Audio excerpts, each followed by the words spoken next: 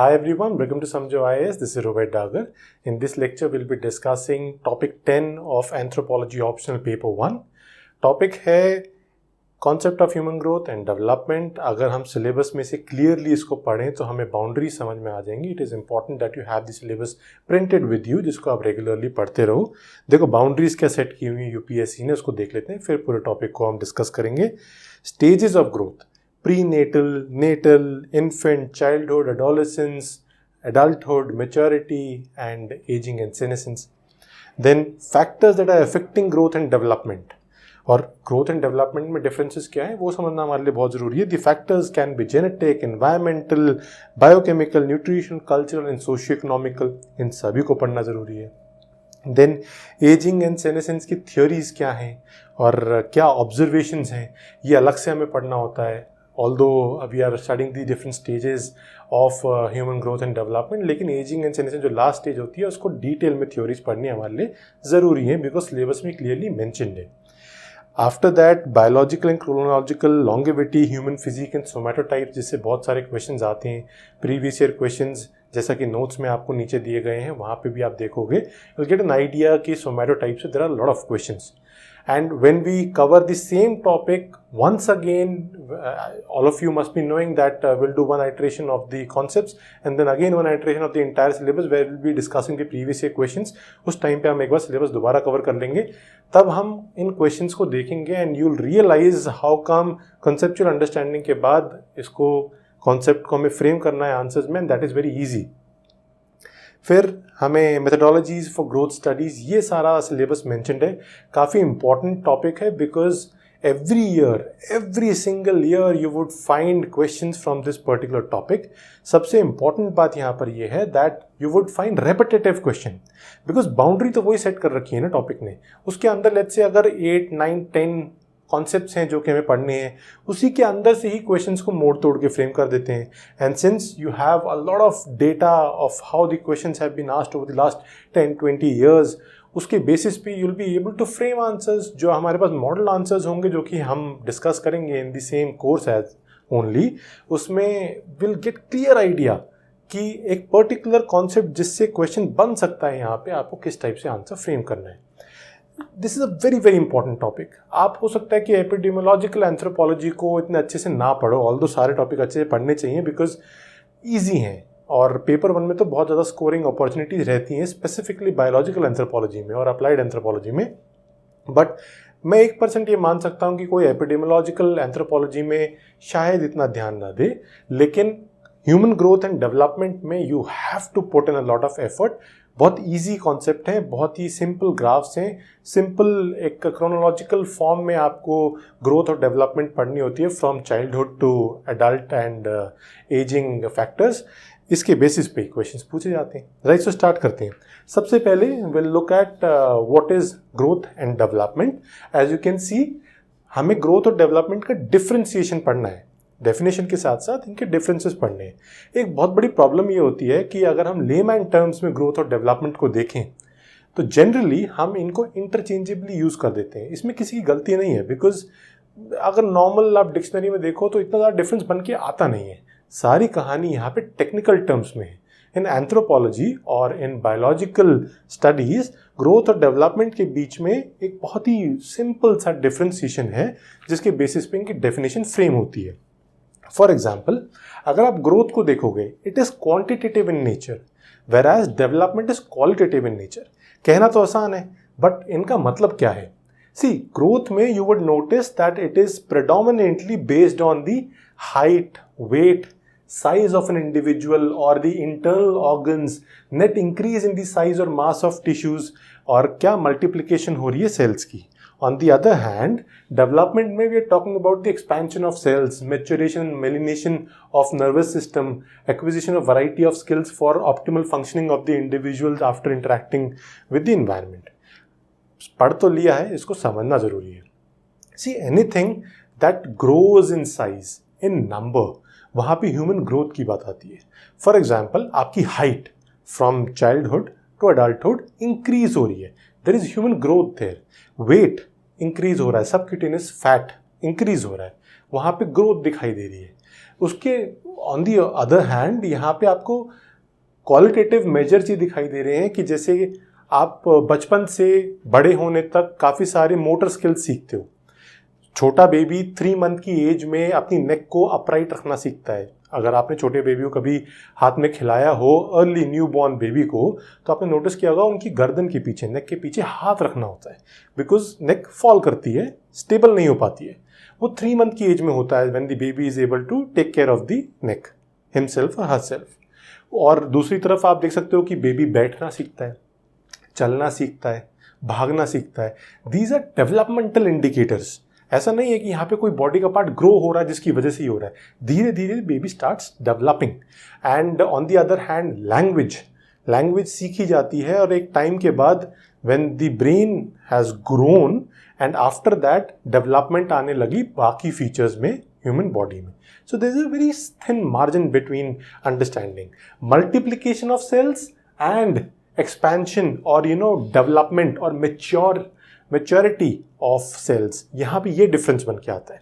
आप सोच रहे हो कि मेलिनेशन क्या होता है? Myelination is nothing but extra formation of membrane layers in the axons of the nervous system, जिससे कि नर्वस सिस्टम मेच्योर होता है और बेटर सिग्नल्स, फास्टर सिग्नल्स पहुंचते हैं from the brain to different parts of the body through the nervous system. उस process को myelination बोलते हैं। ये सिर्फ एक एग्जाम्पल के तौर पर दिया, ऐसा नहीं कि सिलेबस का बहुत इंपॉर्टेंट पार्ट है जिसके लिए आपको अलग से पढ़ना चाहिए, ऐसा नहीं है, right? So the growth can be positive, flat or negative, but this particular development, it is always orderly, progressive, sequential or coherent. इसका मतलब क्या है?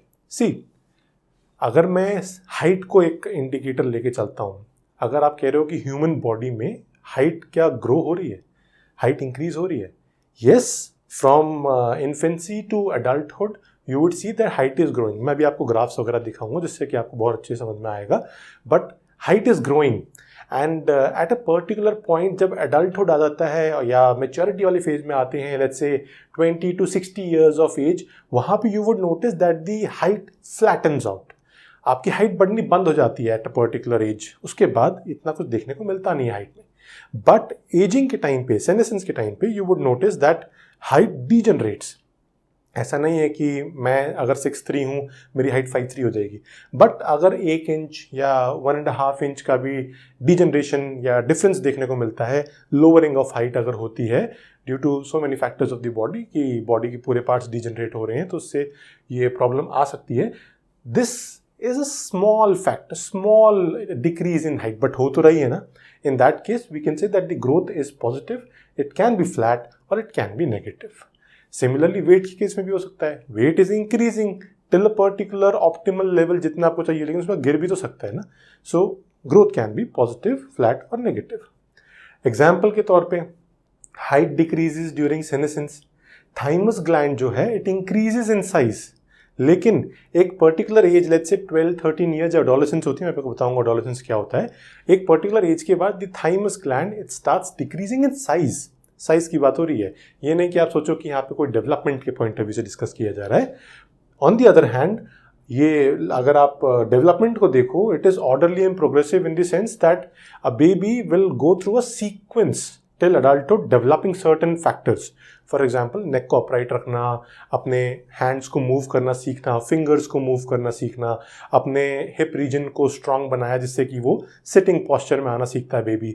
फिर उसके बाद वो क्रॉल करना सीखता है जिससे कि नीज में जब डेवलपमेंट आनी शुरू होती है, फिर फीट में डेवलपमेंट आनी शुरू होती है जिससे कि वॉक करना सीखता है baby, then running, then language development. ये सब चीज़ें एक ऑर्डरली वे में होती हैं। ऐसा नहीं कि पैदा होते ही पहले महीने बेबी ने बोलना सीख लिया, उसके बाद बेबी ने भागना सीख लिया, फिर उसके बाद बेबी क्रॉल करना सीख लिया, ऐसा नहीं होगा। एक प्रॉपर सीक्वेंस में, ऑर्डरली वे में, यूनिफॉर्मिटी के साथ हमें चेंजेस देखने को मिलते हैं।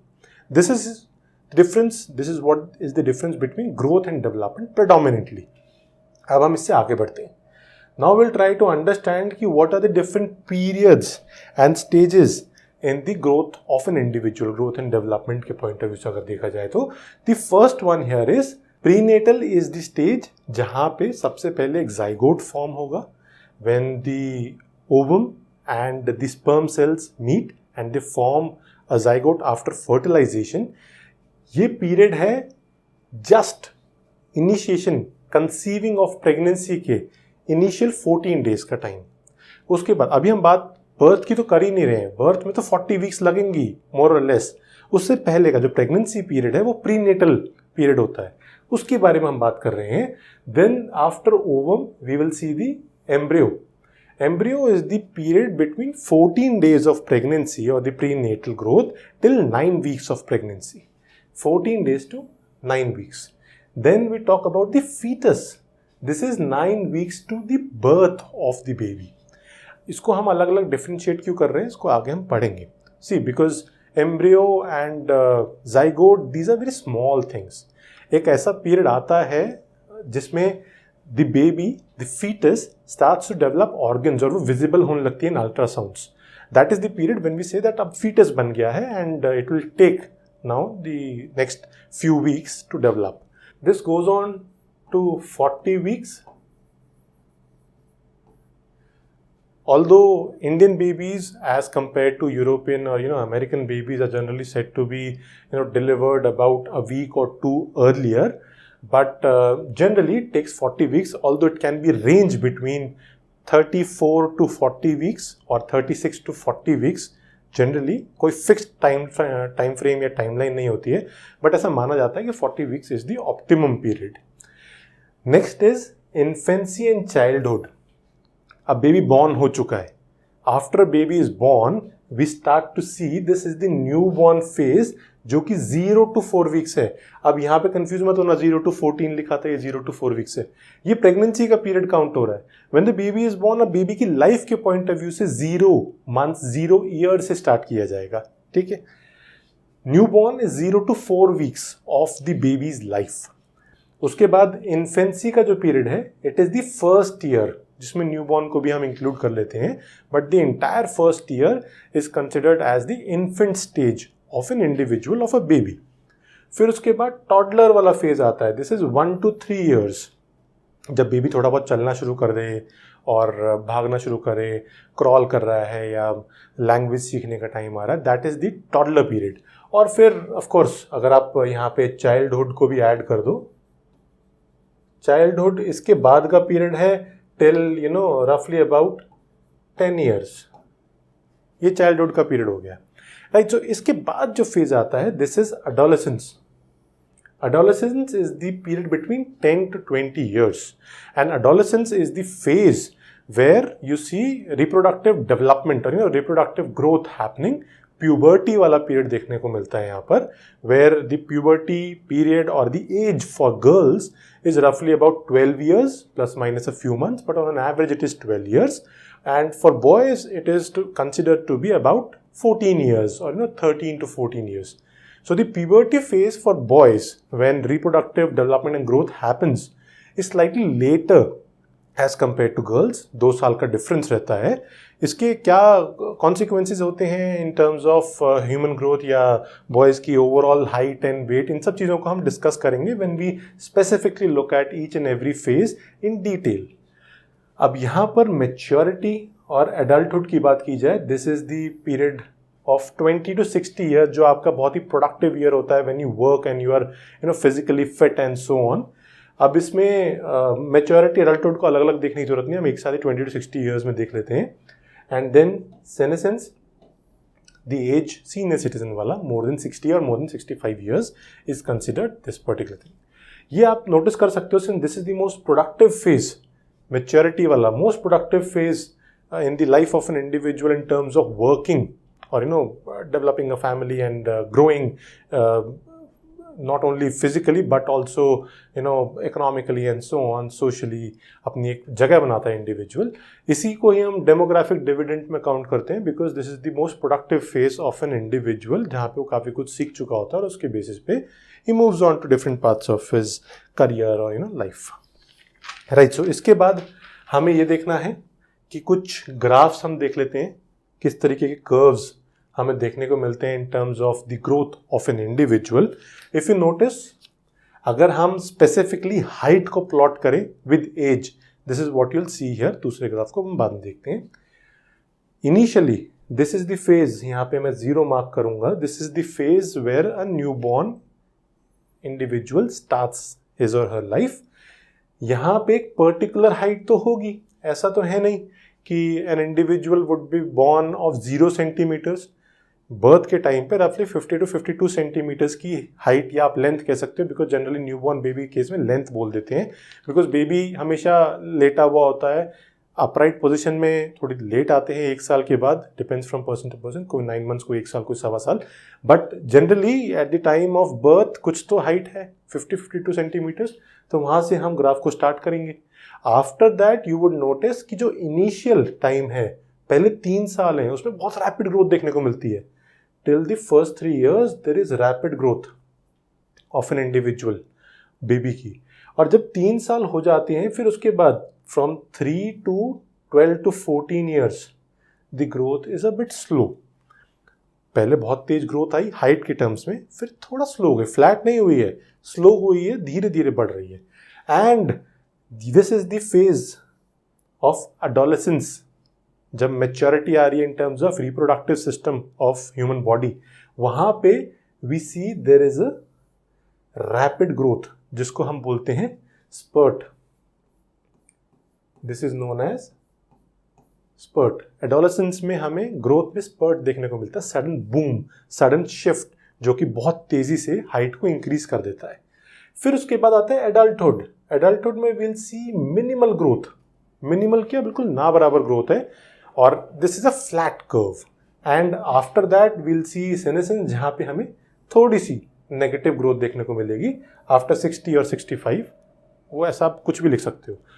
सी, इस पर्टिकुलर ग्राफ को हम बोलते हैं सिग्मा और sigmoid, sigma graph, sigma shaped graph, because of this particular shape that is totally visible here. अब sigma shaped graph human growth में हाइट के टर्म्स में कहा जाता है। On the other hand, if I show you कि अगर ऐसा तो है नहीं कि सिर्फ height is the only parameter जिसको हम देख सकते हैं, it can be human weight, it can be hair, it can B body fat, it can be the size of the teeth, कुछ भी हो सकता है जिसके बेसिस पे आप ग्रोथ को मेजर कर सकते हो, anything that is growing in the body. And similarly there are different parameters on which every particular aspect can be assessed. अगर हम बात करें let's say the overall growth in terms of percentage कि 0 से लेके 100% तक हाइट या body का साइज कैसे ग्रो करेगा, तो see this particular graph that we have just seen, इसको मैं ऐसे प्लॉट करूंगा कि बर्थ से लेके अपने 100% तक पहुंचने के लिए till the age of let's say 18 to 20 हमें जनरल जो ग्रोथ है अपनी वो ऐसे दिखाई देगी, जहाँ पे 12 ईयर्स के बाद हमें स्पर्ट देखने को मिल रहा है। पहले ग्रोथ हमें मिली फास्ट, फिर मिली थोड़ी सी स्लो, फिर हमें देखने को मिला spurt. This is what we are seeing. On the other hand, if you look at the overall growth of the brain and the nervous system, जैसे कि यहाँ पे लिखा हुआ है the neural system, most of the growth that we see, roughly about 80% of the growth happens in the first 4 years itself. यहाँ पे आपको एक सडन स्पर्ट देखने को मिलेगा, सडन रैपिड ग्रोथ देखने को मिलेगी इन the first 4 years, which is very important because researchers and doctors से कि बेबी की जो कॉग्निटिव एबिलिटीज़ पहले 4 साल में डेवलप हो रही हैं वो सबसे इंपॉर्टेंट है। ऐसा नहीं कि आप छोटे बच्चे को 12th क्लास का मैथ सिखा दोगे क्योंकि सबसे ज़्यादा ब्रेन तो उसी टाइम पे डेवलप हो रहा है। No, but the bare minimum और the average cognitive abilities that are suppose to be developed for the child in the first 4 years, वो करनी बहुत ज़रूरी है बिकॉज ब्रेन की डेवलपमेंट उस टाइम सबसे ज़्यादा हो रही। जितना आप बच्चे को सिखाओगे उतना ही न्यू बॉर्न और toddler would be able to learn better, because उसके बाद बहुत ही स्लो ग्रोथ होती है टिल 100%।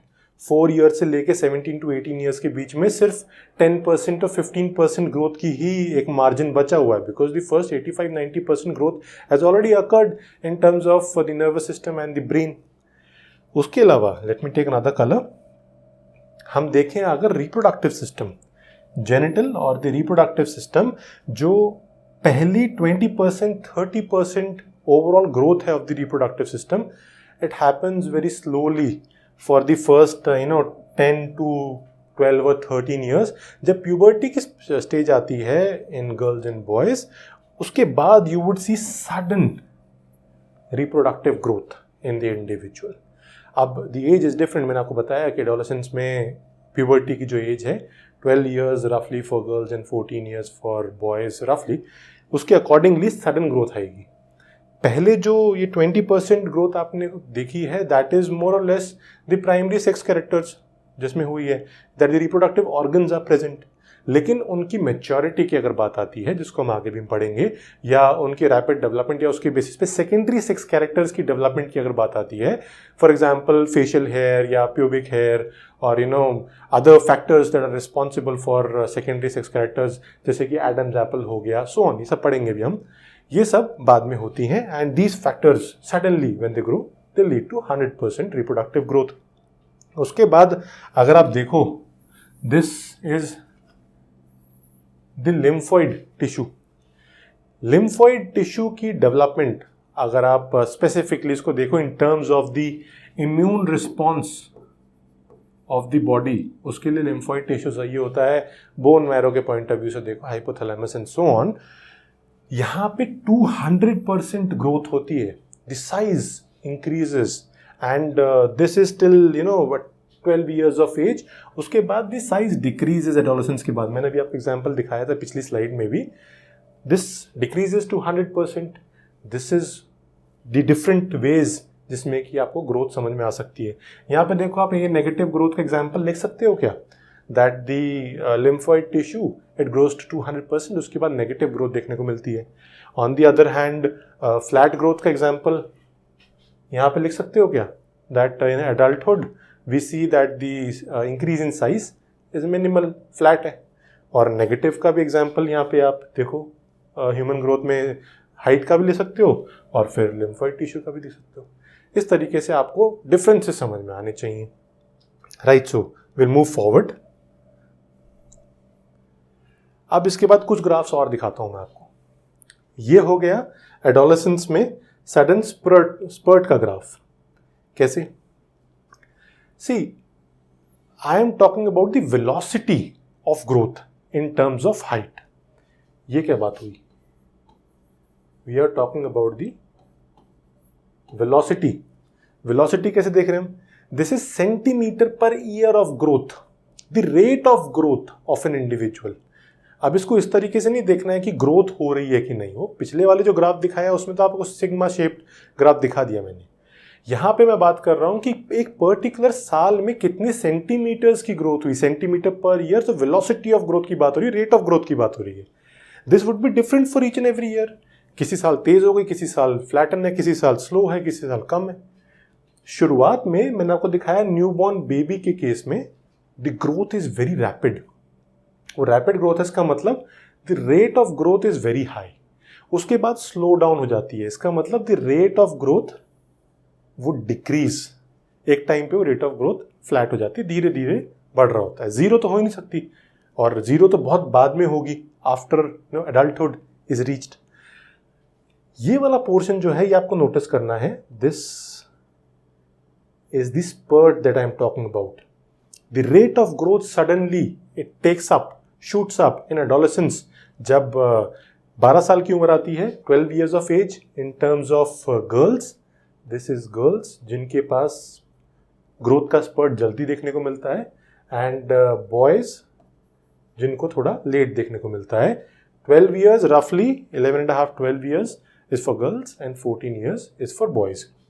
ये जो आपको पीक देखने को मिली है in the velocity, this shows us that there is a sudden spurt in the overall growth of an individual. Velocity का ग्राफ बहुत इंपॉर्टेंट है, बनाने बहुत जरूरी है ग्राफ्स। अगर आपने अपने आंसर्स में, एग्जाम में इन ग्राफ्स के थ्रू किसी एक कॉन्सेप्ट को एक्सप्लेन किया, I can guarantee you would have that edge required to score higher in the paper. वही डिफरेंस बनता है। Someone, my students who are scoring 150 और 155 in paper 1 in anthropology, और someone who is scoring 120 और 125, वो 30 marks बहुत ज़्यादा होते हैं। अगर आप एग्जाम्पल के तौर पे भी देखो, मैंने यूट्यूब पे भी एक वीडियो डाली थी अपने एक स्टूडेंट की, वेयर वी वर डिस्कसिंग कि his score was about 774 and another student of mine जिसका स्कोर 804 था। दोनों के इंटरव्यू में 187 मार्क्स थे। One got a rank of about 377 और दूसरे की रैंक जो थी वो 86 कुछ थी। इतना बड़ा डिफरेंस आ गया। 30 मार्क्स में आप बड़ी आराम से 100, 200, 250 मार्क्स का रैंक्स का डिफरेंस लेके आ सकते हो। So it is very important कि आप अपने हर एस्पेक्ट पे फाउंडेशनल काम करके थोड़ा थोड़ा 2-2, 3-3 मार्क्स भी अगर खींचोगे, you would definitely make an edge of 30 to 40 marks optional में ही। बाकी तो रह गया काम। जीएस में कहीं पे वीकनेस भी निकल के आती है, ऑप्शनल से कवर अप हो जाती है। So it is very important कि आप इन सब ग्राफ्स को बनाओ, बहुत अच्छी तरीके से इसको आप एक्सप्लेन कर सकते हो in your answers. On the other hand, subcutaneous fat in the body, उसका ग्राफ कैसा होगा? जो न्यू बॉर्न होता है till the age of 9 months, you would see that the fat in the body as compared to the overall size of the body or overall growth of the body, वो fat on an average ज़्यादा होता है, girls में boys से ज़्यादा होता है। But अगर आप इसी इंडिविजुअल को कंपेयर करो आफ्टर अ फ्यू ईयर्स, अगर आप 8 years की एज पे देखो, the fat as compare to the overall size of the body of the same individual would have dipped. उसके बाद it again goes up till about 14 years, 12 years of age, जो spurt वाला time आता है उसके बाद तक। सो यहाँ पे आपको एक ऐसे स्माइली फेस दिखाई देगा, this is the subcutaneous fat. ऐसा ग्राफ हमें देखने को मिलता है। ये बहुत इंपॉर्टेंट है, इन सब चीज़ों को आप नज़रअंदाज नहीं कर सकते हो। एनीवेज, अब हम आगे देखते हैं। Now we have to look at the laws and principles of growth and development. ये इंपॉर्टेंट है, इसको हम पढ़ लेते हैं। इंपॉर्टेंट तो सब कुछ ही है, बट इस पे हम थोड़ा ज़्यादा ध्यान देंगे बिकॉज यहाँ से क्वेश्चंस बहुत क्लियरली दिख जाते हैं। क्वेश्चंस हर जगह से आएंगे, बट ये वाले क्वेश्चंस में आपके पास थोड़ा समझने के लिए, लिखने के लिए ज़्यादा कुछ होगा। फॉर एग्जाम्पल, सबसे पहले हमें देखना है द फर्स्ट प्रिंसिपल और law of growth and development is uniformity और orderliness. We see that the graph of human growth, it sees a sigma shaped graph। एक यूनिफॉर्मिटी है ह्यूमन ग्रोथ में।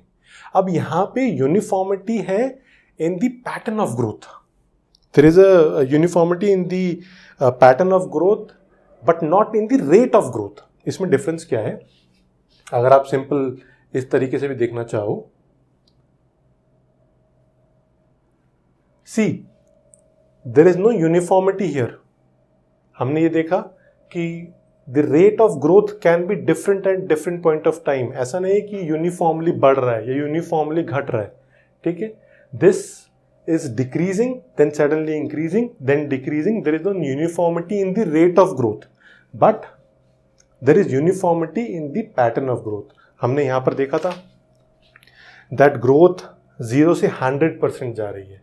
डीजनरेशन की बात छोड़ दो, बहुत ही मिनिमल है, ऑल्दो ग्राफ में थोड़ा ज़्यादा दिखाया है, सो दैट समझ में आया कि डीजनरेशन हो रही है and the rate of growth is decreasing. अब यहाँ पर आप देखो 0 to 100% जा रहा है, the pattern of growth is uniform but the rate of growth is not uniform. ये तो पहला वाला लॉ हमें समझ में आ गया इससे। इसके बाद नेक्स्ट थिंग,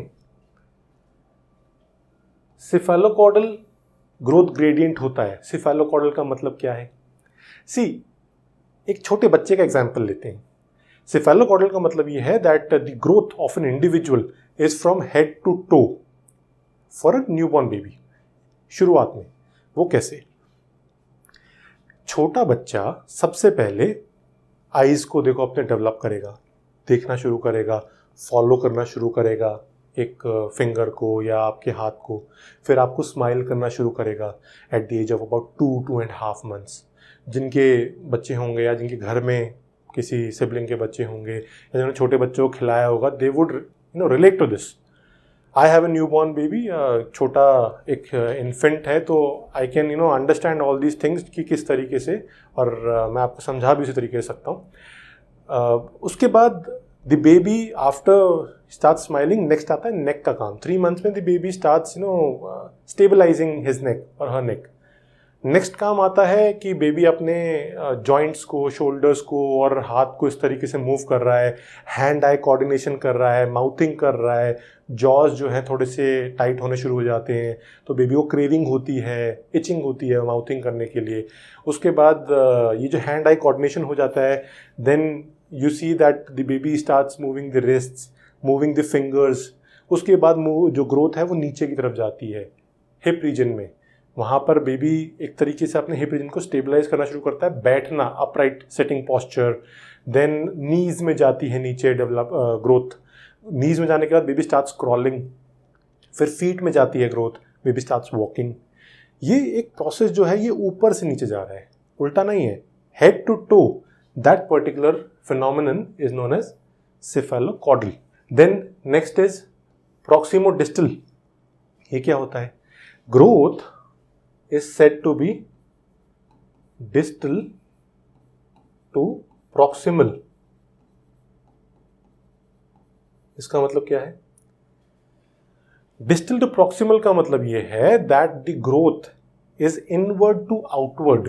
मतलब सबसे पहले बेबी की स्पाइन जो है वो स्टेबल होने की कोशिश करती है, स्ट्रेंथ आती है स्पाइन में। उसके बाद बेबी के शोल्डर्स में पावर आती है, फिर एल्बोज में, फिर रिस्ट में, फिर फिंगर्स में। सो बेस जो है वो बॉडी के अंदर से एक्सट्रीमिटीज़ की तरफ ग्रोथ जा रही है और फिर लेग्स की तरफ ग्रोथ जा रही है, फीट तक। सो एक तो हेड टू टो तो हो गया, the growth is cephalocaudal, and then on the other hand we can also say that the growth is proximal inside of the body, bone marrow के पास, बेसिकली स्पाइन से लेके आउटवर्ड्स टू द एक्सट्रीमिटीज। फिर उसके बाद continuity. Continuity का मतलब ये है कि growth is a continuous process. Prenatal से लेके डेथ तक एक इंडिविजुअल के ग्रोथ हमें देखने को मिल रही है। ऐसा नहीं है कि ग्रोथ जो है एक टाइम तक ही होगी, कुछ सालों तक ही, फिर रुक जाएगी। ग्रोथ हमें एक कंटिन्यूअस प्रोसेस हमें देखने को मिलता है। सिर्फ हाइट के पॉइंट ऑफ व्यू से मत देखना, चाहे आप वेट के पॉइंट ऑफ व्यू से देखें, हेयर के पॉइंट ऑफ व्यू से, कुछ ना कुछ growth at any point of time हो रही है। जनरली हमारे ना परसेप्शन में रहता है ग्रोथ का वही सिग्मा शेप कर्व देख लेते हैं, वो हाइट के पॉइंट ऑफ व्यू से था। मैंने आपको सबक्यूटेनियस फैट लेयर भी दिखाया, मैंने आपको वेट के पॉइंट ऑफ व्यू से बताया। See growth is a continuous process, it happens regularly till the person die.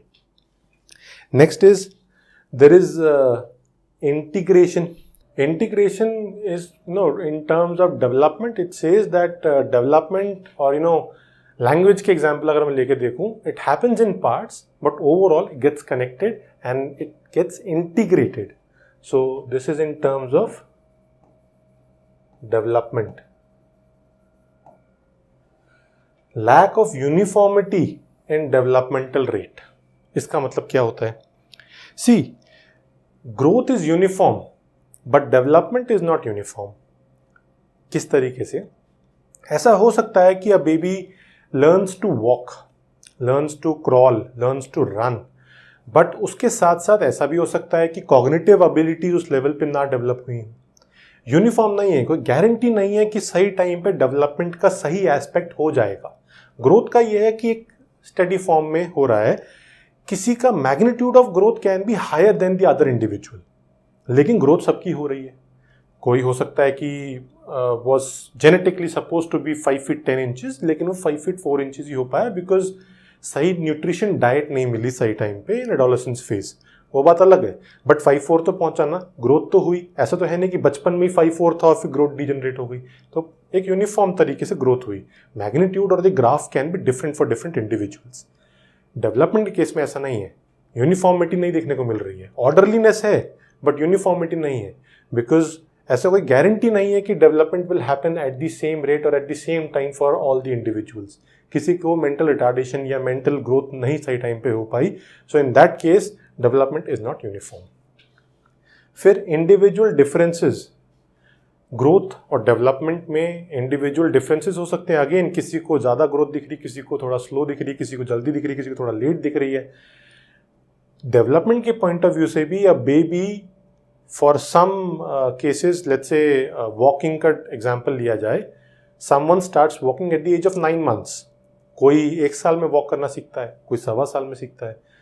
और यूजिंग मोनोसिलेबल्स, पापा, दादा, मामा, ये कोई बच्चा लेट्स से 1 ईयर पे सीख रहा है, कोई 1.5 ईयर्स पे सीख रहा है. So there is individual differences in the event of growth and development happening for different individuals.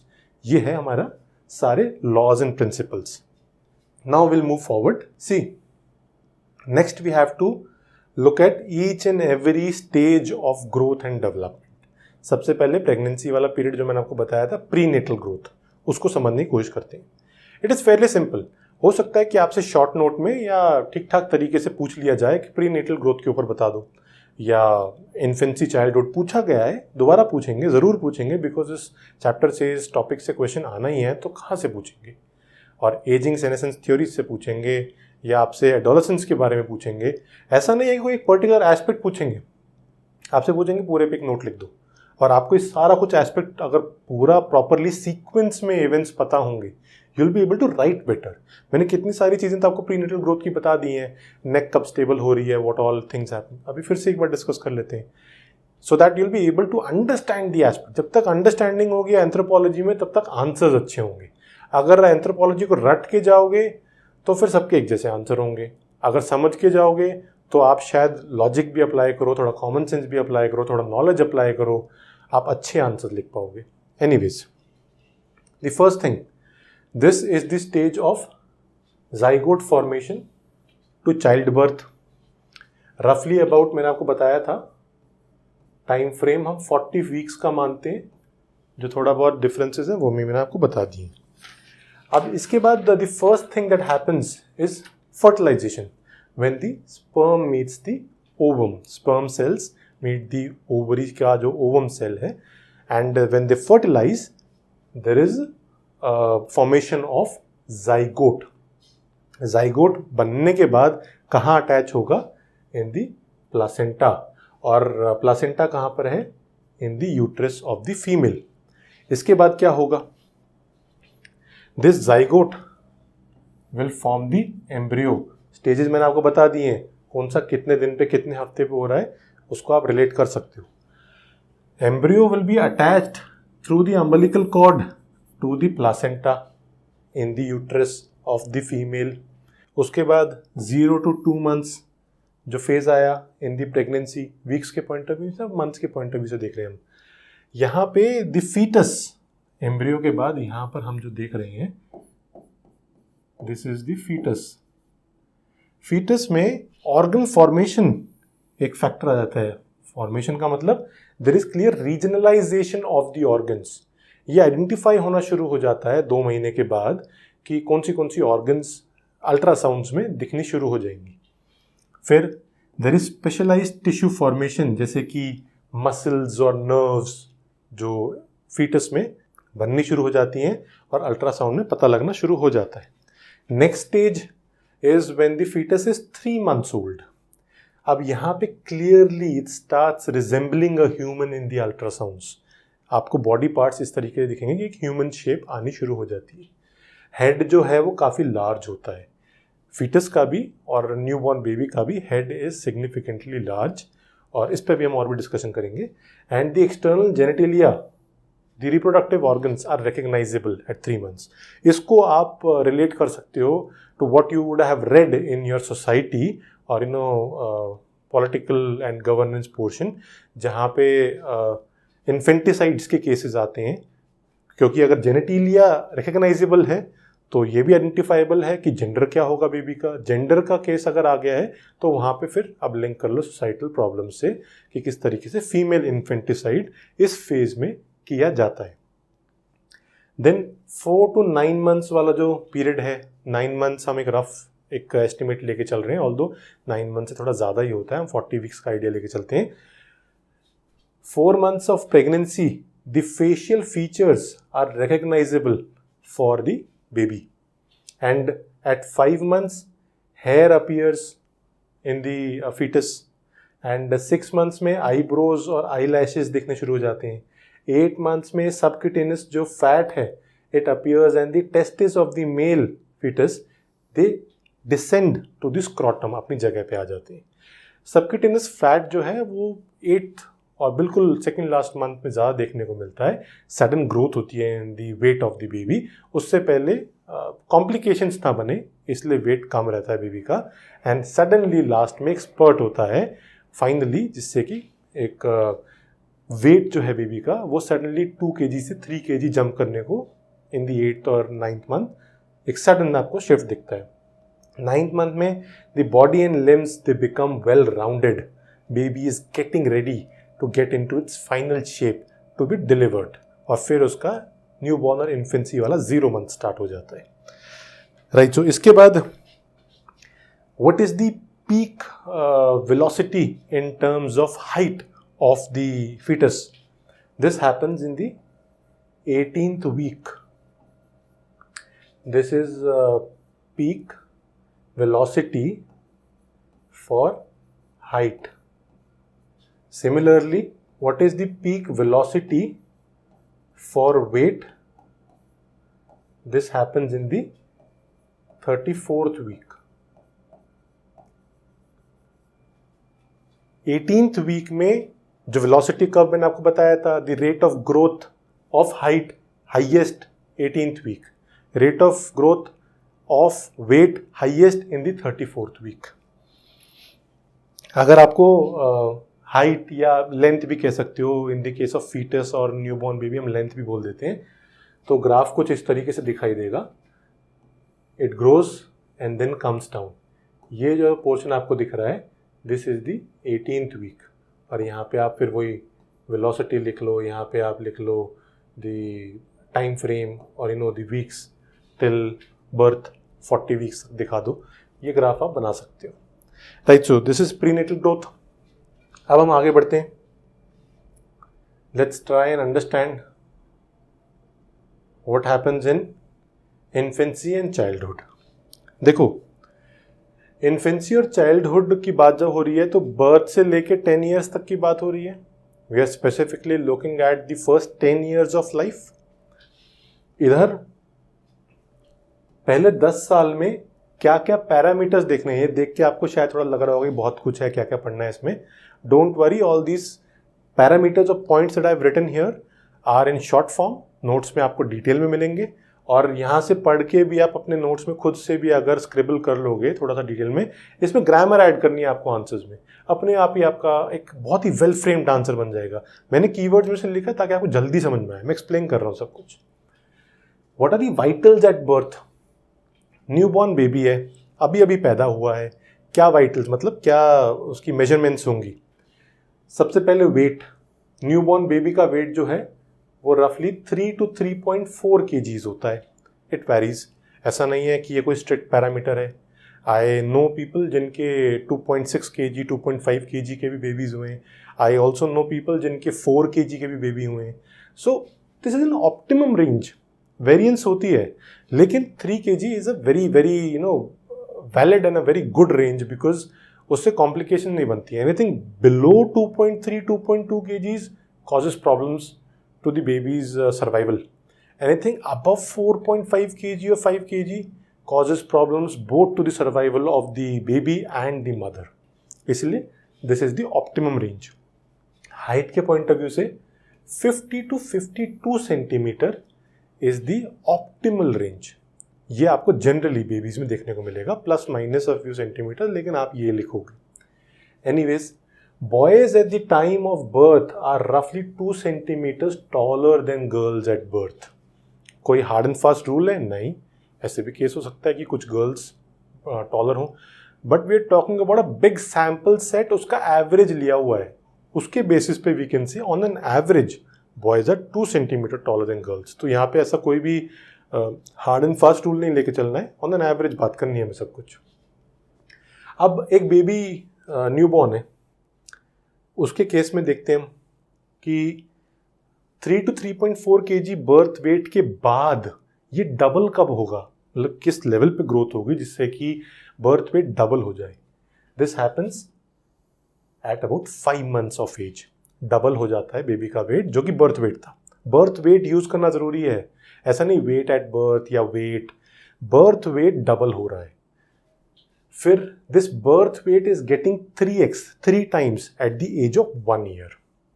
This birth weight is getting 4 times at the age of 2 years and this birth weight is getting 5 times at the age of 3 years for the baby. इतना याद रखोगे, right. So इसके बाद हमें ये देखना है कि 1 साल पे बेबी की जो हाइट है इट इज रफली 75 सेंटीमीटर्स. वही again plus minus a few centimetres नहीं, उस पर ज़्यादा हमें जाना है. 75 सेंटीमीटर्स हम याद रखेंगे. Then in the case of boys, the ring finger is slightly larger. Again, no specific hard rule generally.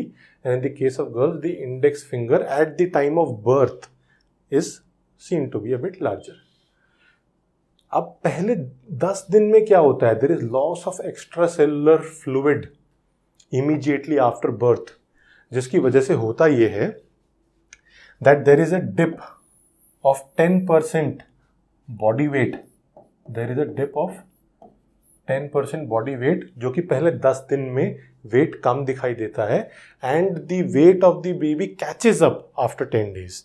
पहले 10 दिन में वेट कम हुआ, डिप हुआ 10%, let's say 3 kg birth weight था, 2.7 kg तक गया फर्स्ट 10 डेज में, फिर वापस 10वें दिन 3 kg वापस हो गया है और फिर धीरे धीरे बढ़ना शुरू होता है. धीरे क्या, शुरुआत में बहुत तेजी से बढ़ना शुरू होता है. देन पहले 3 महीने में a baby can improve or gain weight by the rate of 20 to 25 grams per day for the first 3 months. बहुत रैपिड ग्रोथ होती है.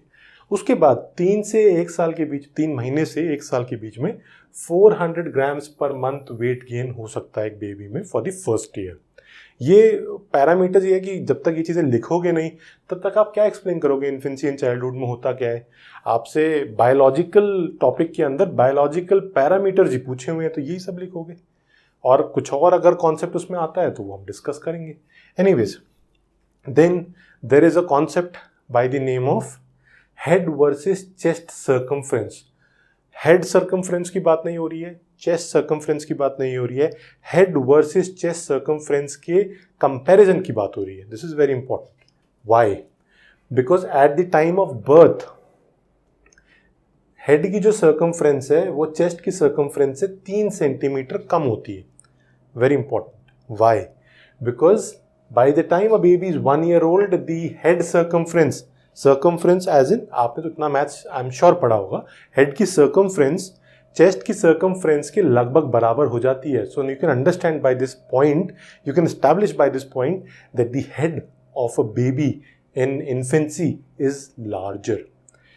अब इससे हमें ये भी बात समझ में आती है, हेड की जो ग्रोथ है in the first year itself इतनी ज़्यादा हो जाती है दैट इट इज़ रफली about 70 to 80% of the overall head size of an adult, वो बचपन में ही हो जाती है. So head grows because the brain is growing at a much faster pace. उसको जगह चाहिए हेड के अंदर अपने 90% लेवल तक पहुंचने के लिए, इसलिए हेड ग्रोथ भी फास्टर होती है. You can establish by this point, right. So फिर उसके बाद stem stature index. Stem stature index क्या होता है? Stem stature index is the overall percentage. सबसे पहले हम ये देख रहे हैं कि एक बेबी को बिठा के देखो, सिटिंग हाइट कह लेते हैं हम, क्योंकि अब बेबी इतना बड़ा हो चुका है कि वो बैठ पा रहा है तो उसकी हाइट हम मेजर कर पा रहे हैं. बेबी को बिठाया, बैठने पे उसकी हाइट क्या है from the hip to the top, उसको हम डिवाइड कर रहे हैं to the standing height, the overall height of the baby, of the infant, इसको मल्टीप्लाई कर दो 100 से. This is your stem stature index. Stem stature index हमें जब पता लग गया है तो उसकी परसेंटेज हम कैलकुलेट कर सकते हैं. परसेंटेज इस तरीके से कैलकुलेट होगी that at birth it is रफली about 67%, at 1 year it is 64%, 5 year 55%, 10 year 52%. कम होती जा रही है. क्या समझ में आया इससे? दैट बैठने पे और खड़े होने पे एक फंडामेंटल डिफरेंस है कि आपकी जो लेग्स की लेंथ है उसका डिफरेंस कैलकुलेट हो रहा है. क्योंकि जब आप बैठे हो तो आपका पूरा अपराइट पोस्चर तो कैलकुलेट हो गया, और फिर जब आप खड़े हो रहे हो तो पूरे लेग्स को भी काउंट कर लिया. तो डिफरेंस इज द लेंथ और height that is being created by your legs. अब वो कम होता हुआ आ रहा है, इसका मतलब the legs are growing in size, which means that this difference is decreasing. अब जब लेग्स ग्रो हो रहे हैं इसका मतलब हाइट इंक्रीज हो रही है, और छोटे बच्चे के लेग्स जो हैं अपर बॉडी के मुकाबले छोटे हैं, कंपैरिजन अपने आप से ही आफ्टर अ फ्यू ईयर्स। कुछ सालों के बाद legs have grown and the baby is now become childhood वाली स्टेज में आ गया है। वहाँ पे since the legs are longer ये 52% आपको स्टेचर इंडेक्स देखने को मिला है। This is about infancy and childhood. यहाँ पे और कोई ऐसा कॉन्सेप्ट हमारे पास निकल के आता ही नहीं है, right. So now will look at what other aspects we have to discuss. एक न्यूबॉर्न जो है उसका बहुत ही डिसऑर्गेनाइज्ड बिहेवियर होता है, बट जैसे जैसे एज बढ़ती है the baby reacts to the environment और उसके बेसिस पे वो ऑर्गेनाइज होता जाता है बिहेवियर। छोटे बच्चे को कुछ पता ही नहीं होता है, कहते हैं ना खाली किताब है, जैसा इन्वायरमेंट उसको सिखाएगा वैसा ही बेबी बनता जाएगा। तो इसलिए ये एक पॉइंट जो है हम इस्टेब्लिश कर सकते हैं that a baby has disorganised behaviour which gets organised by interacting with the environment. Environment कौन है? फैमिली है बेबी के लिए। तो जो पेरेंट्स सिखा रहे हैं, एल्डर्स सिखा रहे हैं, सिबलिंग्स सिखा रहे हैं, वही बेबी सीख रहा है। उसके अलावा बेबी का इंटरेक्शन ही नहीं है किसी के साथ दुनिया में। एनीवेज, इसके बाद हम आगे बढ़ते हैं। We have to look at what other aspects can be discussed for an a child. मैंने आपको अभी भी बताया था, फॉर एन इन्फेंट हेड जो है 3 मंथ्स पे स्टडी हो जाता है, 9 मंथ्स पे वॉकिंग शुरू हो जाती है। 2 साल के केस में a baby starts climbing stairs, मतलब तो उससे पहले भी बेबी क्लाइंब कर सकता है, लेकिन वो कैसे क्लाइंब करता है कि एक पैर से एक स्टेयर चढ़ा, फिर दूसरे से वापस उसी स्टेयर पे आ गया, फिर धीरे धीरे एक एक करके 2-2.5 साल की उम्र में बेबी स्टार्ट्स क्लाइंबिंग इंडिपेंडेंटली और प्रॉपरली एक स्टेयर को क्लाइंब करा जा सकता है। 2 साल की एज में ही हेड, माउथ और हैंड्स कोऑर्डिनेशन बहुत कॉम्प्लेक्स हो जाते हैं। ऐसा नहीं है कि माउथिंग वाला जो मैंने 3 मंथ्स में बताया, बट हैंड आई कोऑर्डिनेशन मतलब एक बेबी किसी स्पून को पकड़ के धीरे धीरे अपने फेस तक ला सके। उसके बाद by the age of 4 to 5 years a child can learn to draw a triangle. इस लेवल की डेवलपमेंट होनी चाहिए। ज़रूरी नहीं है कि सब में डेवलपमेंट उसी एज पे हो जाएगी। ऑन एन एवरेज ये बात की जा रही है लाखों करोड़ों के सैंपल सेट के accordingly, but again individual differences can be seen. Language के पॉइंट ऑफ व्यू से 1 month में a baby would start putting its attention to annoying sounds या कोई अटेंशन सीकिंग साउंड्स होंगे। आप छोटे छोटे वो टॉयज होते हैं जिनको दबाओगे तो आवाज़ आती, बेबी का अटेंशन जाता है ताकि बेबी थोड़ा बिजी रहे। अकेला बेबी होता है तो रोता है, इसलिए उसको बहलाने के लिए काफ़ी चीज़ें करनी पड़ती है। देन 9 months में a baby would start understanding certain monosyllables, mama, dada, papa, दादी, ये सब धीरे धीरे छोटे छोटे एक एक करके।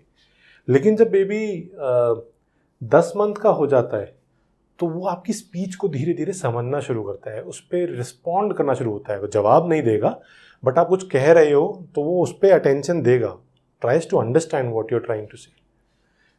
1 से 2 साल के बीच में बेबी 2 से 3 नाउन्स के सेंटेंस भी बनाना शुरू कर देता है। एन इन्फेंट और a child, toddler would be the right way to sell this. एक प्रॉपर सेंटेंसेस बन जाते हैं। So this is how infancy and childhood works out, right. So इसके बाद हम आगे बढ़ते हैं। अब हमें देखना है one of the most important stages of growth which is adolescence. Adolescence में क्या होता है? See, this is the stage of puberty to sexual maturation. 10 से 20 साल की एज है, उसके बाद एडल्टहुड और मैच्योरिटी आती है। यहाँ पे एडोलेसेंस वाला ग्रोथ स्पर्ट देखने को मिलता है, रिप्रोडक्टिव डेवलपमेंट और ग्रोथ देखने को मिलती है। ये हमने ग्राफ में पहले देखा है। गर्ल्स के केस में 12 years ऑफ एज प्यूबर्टी के लिए, बॉयज़ के केस में 14 years ऑफ एज। यहाँ पे इम्पॉर्टेंट क्या है? इतना कुछ लिख के थोड़ी आप एक अच्छा नोट बना सकते हो या आंसर कर सकते हो क्वेश्चन को। एडोलेसेंस को समझना जरूरी है। ग्राफ्स तो आप बना दोगे, बट फिर भी हमें ठीक ठाक यहाँ पे इंफॉर्मेशन हमारे पास होनी चाहिए जो कि हम रिप्रोड्यूस कर सकें in the exam hall. What are the changes that lead to certain growth and development of the reproductive system or rapid increase in height? क्या चेंजेस हो रहे हैं एडोलेसेंस में, इनको समझना जरूरी है। सबसे पहला, there are certain hormonal changes in the body। वो हार्मोनल चेंजेस को सबसे पहले समझ लेते हैं, उसके बाद हम आगे अपने डेवलपमेंट करेंगे ऑफ द टॉपिक। राइट, सबसे पहले कि हार्मोनल चेंजेस क्या हो रहे हैं। सी, मैं अगर आपको एक फ्लो चार्ट से समझाने की कोशिश करूं, यहां पर हमारे पास primary and secondary sex characters बन रहे हैं। The primary and secondary sex characters are being formed, reproductive growth. वैसे प्राइमरी और सेकेंडरी सेक्स कैरेक्टर्स क्यों दिख रहे हैं? This is because of the gonads, the sex organs, and ये रिलीज कर रहे हैं testosterone in the case of males. Testosterone क्या है? हार्मोन है. And oestrogen in the case of females. ये हार्मोन्स रिलीज हुए. अब गोनैड्स ये हार्मोन क्यों रिलीज कर रहे हैं? ऐसा क्या हो गया? गोनैड्स को ये हार्मोन रिलीज करने के लिए पिट्यूटरी ग्लैंड कह रहा है. पिट्यूटरी ग्लैंड कह रहा है कि आप गोनैड्स को कि ये हार्मोन रिलीज करो. कैसे बोलेगा? Pituitary gland is secreting another hormone which is forcing the gonads to release these hormones, and then secondary sex characters are being formed. Pituitary gland कह रहा है by stimulating or by providing FSH and LH. FSH is follicle stimulating hormone. LH is luteinizing hormone. Notes में आपके लिखा हुआ है, don't have to worry, or if you want I would write. This is follicle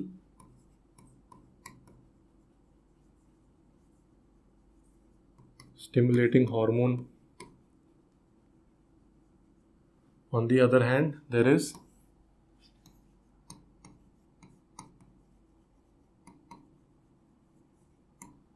luteinizing hormone.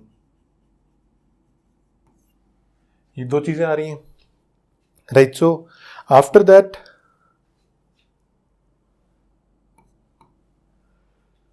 Pituitary gland को कौन बोल रहा है?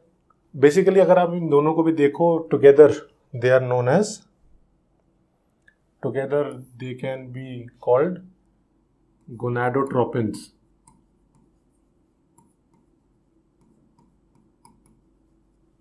गोनाडोट्रोपिन्स हम फॉलिकल स्टिमुलेटिंग हार्मोन या लुटेनाइजिंग हार्मोन को एक साथ गोनाडोट्रोपिन्स भी बोल देते हैं. पिट्यूटरी ग्लैंड को कौन कह रहा है कि आप ये एफएसएच और एलएच को रिलीज कर दो? This is being said by the hypothalamus. Hypothalamus कैसे बता रहा है पिट्यूटरी ग्लैंड को? By secreting the GnRH, gonadotropin releasing hormone. Gonadotropin ये लिखा हुआ है, releasing hormone is GnRH.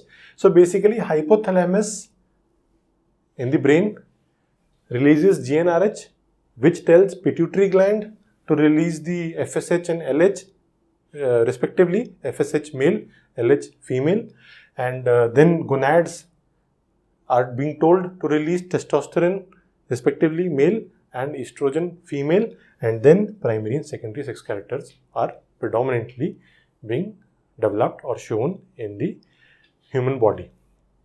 ठीक है, अब इसके बाद हम इससे आगे बढ़ते हैं. क्या देखना है हमें? We have to look at what are the secondary sex characters. देखो, प्राइमरी सेक्स कैरेक्टर्स मैंने आपको बताया था कि human penis, testis, female case में वजाइना, यूट्रस, इनकी डेवलपमेंट की बात हो रही है. एंड उसमें आपको सेक्सुअल ऑर्गन्स में enlarging of the penis and testis, and you look at the growth and specifically sperm production. ये प्यूबर्टी केस में डेवलपमेंट और ग्रोथ हमें देखने को मिलती है. In the case of secondary sex characters you would look at facial hair, pubic hair, and enlarge breast in the case of females, widened female hips. ये pelvic region में it is very important for the baby to be delivered, ताकि baby की growth अंदर सही से हो सके और एक ऑप्टिमम वेट डेवलप हो सके बेबी का. और डिलीवरी के टाइम में there is a requirement for the reproductive organ कि वाइडेंड हिप्स हो in the case of females. Adam's apple, the development of larynx, जिससे कि बॉयज़ के केस में, मैन के केस में आफ्टर प्यूबर्टी और after the reproductive organs develop, आपने नोटिस किया होगा कि मेल्स में जो वॉइस है वो थोड़ा सा हैवी हो जाती है. वो हैवी इसलिए होती है because of the larynx, because of the Adam's apple and development of the speech in a proper way. Right, ये तो हो गई हार्मोनल की बातें. Next we have to look at the bodily growth, कि हमें यहाँ पे ग्रोथ में स्पर्ट देखने को मिल रहा है. बॉडीली ग्रोथ का मैंने आपको ग्राफ तो बना के दिखाया था, वो ग्राफ दोबारा बनाने की जरूरत तो नहीं है कि वेलोसिटी कैसे होती है. ये मैंने आपको ग्राफ बना के दिखाया था ना. यहाँ पे जो स्पर्ट देखने को मिल रहा है, this happens in the case of adolescence. See, this is the sudden spurt or the sudden boost in the growth of an individual जो कि एडोलेसेंस में देखने को मिल रही है. एंड बॉयज़ की जो एडोलेसेंस में स्पर्ट होता है, it is more than girls. ये हमें याद रखना है. ऐसा क्यों है? द रीज़न इज कि हमने देखा था कि गर्ल्स के केस में the spurt happens a bit earlier. ये पहले हो रहा है, पहले होता है, और बॉयज़ के केस में स्पर्ट बाद में हो रहा है. तो boys have a bit more bigger window of spurt. थोड़ा बाद में भी हो रहा है, थोड़ा हायर इंटेंसिटी के साथ हो रहा है. इसीलिए the height on an average of a boy is slightly more than a girl. On an average it is being said that boys have 13 centimetres extra height as compared to girls on an average. Depends from person to person, depends from different society or different races at different geographies. बहुत differences हो सकते हैं, but on average, global average अगर देखा जाए 13 centimeters boys are taller than girls. ऐसा क्यों है? 13 सेंटीमीटर ही क्यों बोला, ये समझना जरूरी है. देखो, ऐसा नहीं है कि एडोलेसेंस में ही 13 सेंटीमीटर्स का डिफरेंस निकल के आ गया है. अगर मैं बॉयज़ की हाइट का गेन देखूं, if I simply say what is the height gain for boys,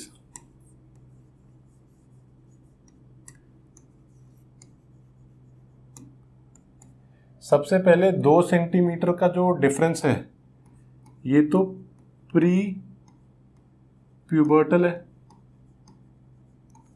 2 centimetre का डिफरेंस तो पहले ही देखने को मिल जाएगा, बिफोर एडोलेसेंस ओनली. उसके बाद 13 सेंटीमीटर डेवलप करना है हमें. उसके बाद हमें रफली 7 सेंटीमीटर्स का डिफरेंस देखने को मिलेगा लेट ऑनसेट ऑफ प्यूबर्टी या spurt in case of boys. इससे 7 सेंटीमीटर हमको एक्स्ट्रा मिल जाता है, प्लस जो बच गया 4 सेंटीमीटर्स.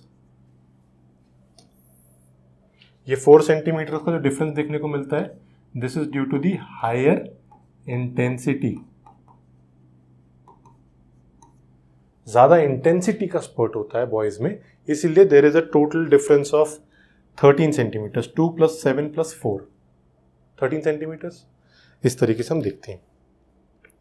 अब जो स्पर्ट की बात हो रही है, मैंने आपको ये बताया कि देखो किस तरीके से स्टेम स्टेचर इंडेक्स सबसे पहले बताया था. मैंने आपको ये बोला कि वहाँ पर लेग्स की ग्रोथ हो रही है, लेग्स का जो लेंथ है वो इम्प्रूव हो रही है, हाइट ज़्यादा बढ़ रही है, इसीलिए वो परसेंटेज डिप होती हुई आ रही थी.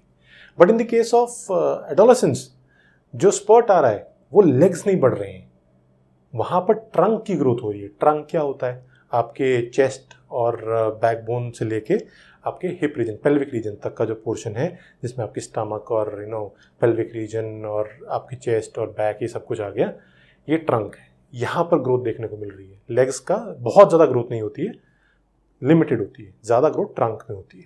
तो ये हमें ग्रोथ स्पर्ट के बारे में कुछ पॉइंट्स पता होने चाहिए. अब रिसर्चर्स ये बोलते हैं कि एट सम पॉइंट एडोलेसेंस में जो स्पर्ट हो रही है उसमें हार्ट और आईज में भी आपको स्पर्ट देखने को मिलता है. बट अभी तक हमारे पास कोई भी ऐसी कॉन्क्रीट एविडेंस नहीं आ पाई है जिसमें हम ये कह सकें कि हमें ब्रेन में स्पर्ट देखने को मिलता है कि नहीं. क्योंकि ब्रेन की जो मैंने आपको इनिशियल 85 to 90% की जो ग्रोथ है बताया था, तो 4 साल से पहले ही हो जाती है. तो क्योंकि बचा ही पोर्शन बहुत कम है, तो स्पर्ट की जो पॉसिबिलिटीज़ हैं वो बिल्कुल ना बराबर होती हैं. Anyways, the jaws during the spurt they become thicker and larger, और इनमें स्ट्रेंथ आती है, दे आर मोर प्रोजेक्टिंग ये डिफरेंस बर्ड में देखने को मिलता है। उसके बाद रिप्रोडक्टिव सिस्टम। देखो रिप्रोडक्टिव सिस्टम के पॉइंट ऑफ व्यू से मैंने काफ़ी चीज़ें आपको बता दी हैं, but again the primary sex character जैसे कि accelerated growth of the penis and testis और प्रोडक्शन ऑफ स्पर्म मैंने आपको बता दिया। ये फीमेल्स के केस में there is gradual enlargement of the breast और लेबिया मेजोरा, लेबिया माइनोरा और clitoris in the vaginal region, ये सब डेवलपमेंट होती हैं। एक इम्पॉर्टेंट फैक्टर जो रिप्रोडक्शन के पॉइंट ऑफ व्यू से आपको पता होना चाहिए in the females, this shows us the onset of menarche, menstrual cycle शुरू होने वाला फेज जो है मेनार्क, ये रिप्रोडक्टिव फेज एडोलेसेंस के पॉइंट ऑफ व्यू से प्यूबर्टी से स्टार्ट होता है। एनीवेज, फिर अगर हम बात करें secondary sex characters, axillary hair और facial hair, pubic hair, larynx enlarge हो रहा है मैंने आपको बताया था, voice changes, and in the case of boys shoulders की विड्थ जो है वो इंक्रीज होती है। In the case of girls pelvic region में, हिप रीजन में विड्थ इंक्रीज होती है। अब जो शोल्डर की विड्थ इंक्रीज हो रही है in the case of boys, that is predominantly because of a hormone called androgen. In the case of boys, there is this hormone called androgen,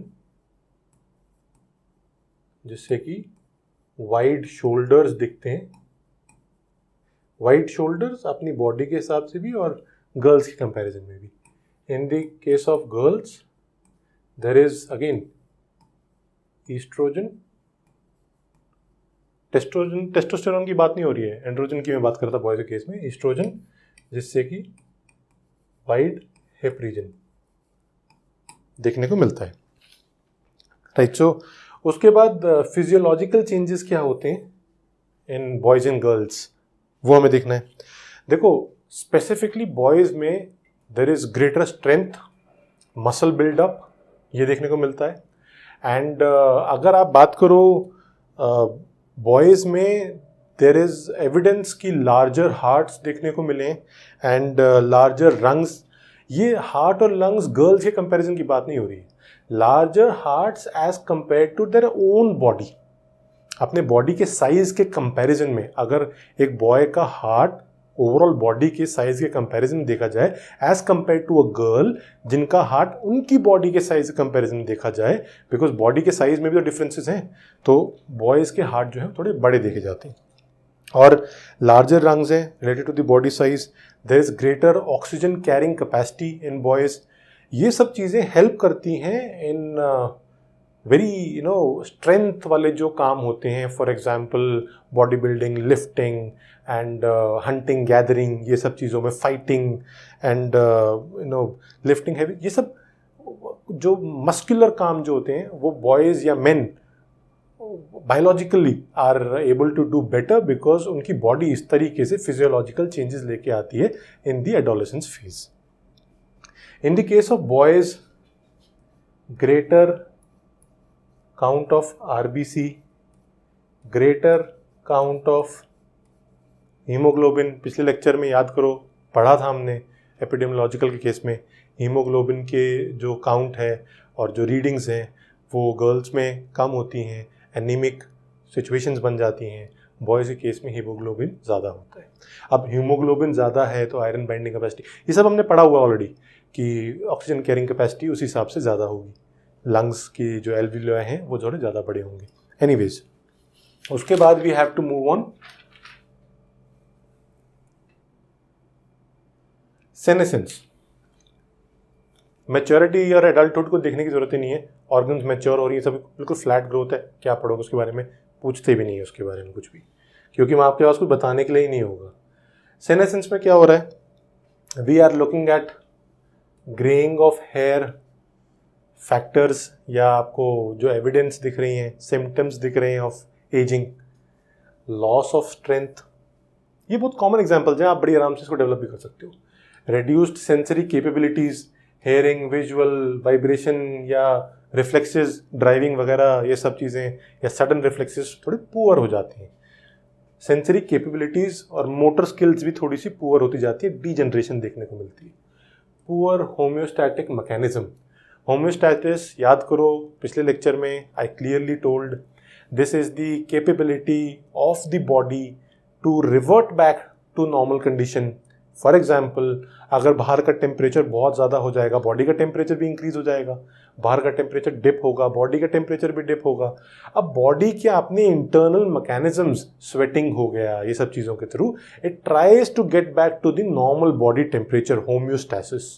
ठीक है, अभी होम्योस्टैसिस सिर्फ टेम्परेचर के पॉइंट ऑफ व्यू से नहीं, ग्लूकोज फ्लक्चुएशन के point of view से भी होता है। मान लो कि आपकी बॉडी में ग्लूकोज बहुत ज़्यादा इंजेक्ट कर दिया जाए, तो बॉडी को इतने ग्लूकोज की ज़रूरत अगर नहीं थी तो it will do certain procedures to come back to the normal glucose levels.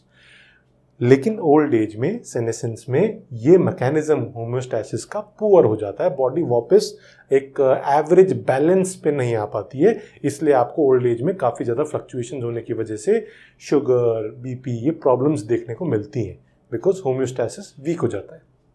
There is reduced resistance of body against diseases, immunity poor हो जाती है। सिंपल एग्जांपल्स ये आपको डेवलप करने हैं। कार्डियोवैस्कुलर जो एक्टिविटीज़ हैं वहाँ पे इरेगुलरिटी देखने को मिलती है, हार्ट के प्रॉब्लम्स होने शुरू हो जाते हैं।